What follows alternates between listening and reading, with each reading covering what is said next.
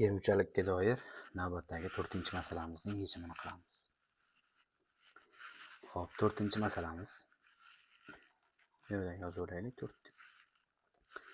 10 gradusda to'yingan 20% natriy sulfat eritmasiga quruq tuz qo'shib 25 gradusgacha qizdirildi va 30% eritma olindi. Hosil bo'lgan to'yingan eritma yana 10 gradusgacha sovitilganda natriy sulfat ko'paygan 10 ta suv tarkibli kristallik gidrat cho'kmaga tushdi. Hosil bo'lgan eritma boshlang'ich 10 gradusdagi eritma massasiga nisbatan 225 gram kamaydi. Xo'p, cho'kma massasini aniqlang deyilgan savol. Bu ochiq savol. Bunaqa savollarga yechim qilgan vaqtingizda ikkilanish holatingiz kuzatiladi. Nima uchun? Chunki sizda ikkilanish holati, bu javob yo'q. Biz to'g'ri ishladimmi, xato ishladimmi, ikkilanish holati bilan. Shuning uchun quyidagi video yechimiga diqqatingizni qaratasiz. Xudo xolasa mana shu toifadagi savolni o'rganib olasiz. Demak, bizda aytaylik 20% eritma, keyin 30% eritmaga aylangan. 20% eritma 30% eritmaga aylangan.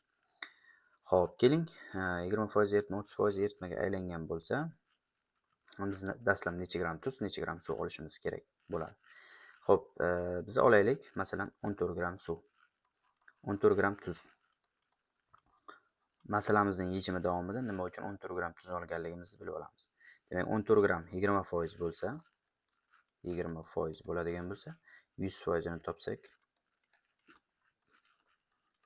hop, bu yerda kelib chiqadi 70 gram to'yingan eritma. Demak, dastlab 70 gram to'yingan eritma bo'lgan, keyin tuz qo'shib to'yintirilganda 30% eritmaga aylangan. Demak, biz 14 plus x taqsim hop 70 plus x teng 0,3. Hop, mana shu holatga kelgan. Demak, bizda 14 plus x teng 70 ni 0,3 ko'paytirsak 21 plus 0,3 x. Endi mana shu yerga nima uchun aynan 14 olganligimda diqqat qilasiz. X dan 0,3 ayiradigan bo'lsam, bu 0,7 x bo'ladi. 21 dan 14 ayirsam 7 qoladi. X teng bu yerda 10 chiqadi. Men nima uchun aynan 14 oldim? Chunki 7 gram olsam bo'lar edi. Ahamiyati yo'q. Men bu yerdagi 0,7x, men bu yerda necha son olsam ham baribir 0,7x bo'lib chiqaveradi. Keyin qana 10 yo 20 oladigan bo'lsam, 20 yoki 10 larda 0,7x ga bo'lganimda yaxshi son chiqmaydi. Shuni hisobga olgan holda men aynan 14 olgan edim. Endi davom etamiz. Demak, bizga 70 gram to'yingan eritma bor edi. 10 gram tuz qo'shilsa 80 gram eritmaga aylanadi. Ya'ni bu ham to'yingan eritma deyiladi. Keyin esa yana 10 gradusgacha sovitilganda kristallik gidrat cho'kmaga tushgan. Demak, bizga cho'kmaga tushgan kristallik gidrat bu natriy 2SO4 ko'paytirilgan 10 molekula suv. Mana shu kristallik gidrat tushgan. Bu yerda qancha tushganligini bilmaymiz. Shuning uchun ham mana buni aytaylik, x mol oladigan bo'lsak, bu degani 142x tuz bo'ladi va 180x suv bo'ladi. Dastlabki eritma tarkibida, demak, bizda dastlabki eritmada 14 gram tuz bor edi. Demak, x gram qo'shilsa, bu degani x gram qo'shilsa 10 gram bo'lyapti shu ximiz qiymati. Degani 24 gram tuz bo'lgan. Ya'ni keyin shuncha bo'lib qoldi. Demak, 24x dan 142x tuz ayriladi. Taqsim ana endi suv. Bizda suv massasi bu yerdan topib olsak bo'ladi. 70 gram bor edi. Undan ayiradigan bo'lsak 14 ni, demak 56 gram suv bo'ladi. Demak, 56 gram suv bo'lgan ekan, undan ayiradigan bo'lsak biz 180x ni teng bo'ladi.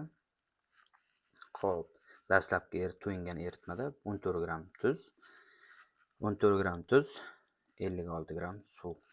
Bu degani 1/4. Ya'ni nisbatlari 1/4. Bu yerga ham 1/4 deb qo'yib ketamiz. Bu tenglamani ishlaydigan bo'lsak, bizda x imizning qiymati hop 0,103. 0,103 taqribiy qiymatda. Endi bu davomli son bo'lib ketdi. Shuning uchun x qiymatini 0,103 ga tenglashtirdik. Demak, buni 322 ga ko'paytiramiz. 0,103 ni Demak, bizda taqriban bu yerda chiqadi 33,2. Xo'p, mana shuncha gramm demak kristal gidrat cho'kmaga tushgan ekan deymiz. Endi dastlabki eritma 80 grammdan ayiradigan bo'lsam 33,2 grammda bizda qoladi 46,8 gramm. Bu qolgan eritma. Endi savolda aytyapti, dastlabki 10 gradus eritma va qolgan eritma massa farqi 225. Bizda hozir boshqacha massa olganmiz. 70 dan ayiradigan bo'lsak 46,8 ni xo'p qancha gramm farq qiladi? Shuni topib olamiz, xudo xolasa. Demak, 70 dan ayiramiz 46,8 ni. 23,2 gramm farq qilar ekan.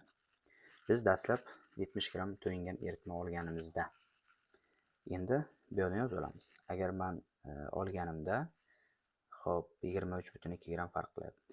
Cho'kmaga tushgan tuz agar 33,2 gramm bo'lganda bizda farq qilyapti 23,2 grammga. Xo'p, bizda endi 225 grammga farq qilsin deyilgan ekan masala shartida. Qancha bo'ladi? Bu yerdan topib qo'yamiz. Ko'paytiramiz. 225 ni 33,2 ga bo'lamiz.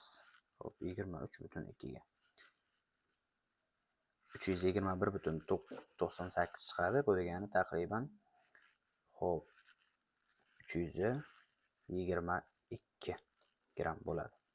Demak, bizga 322 gramm bu aynan natriy 2 SO4 ko'paygan 10 molekula suv kristal gidrat cho'kmaga tushgan cho'kmaning massasi.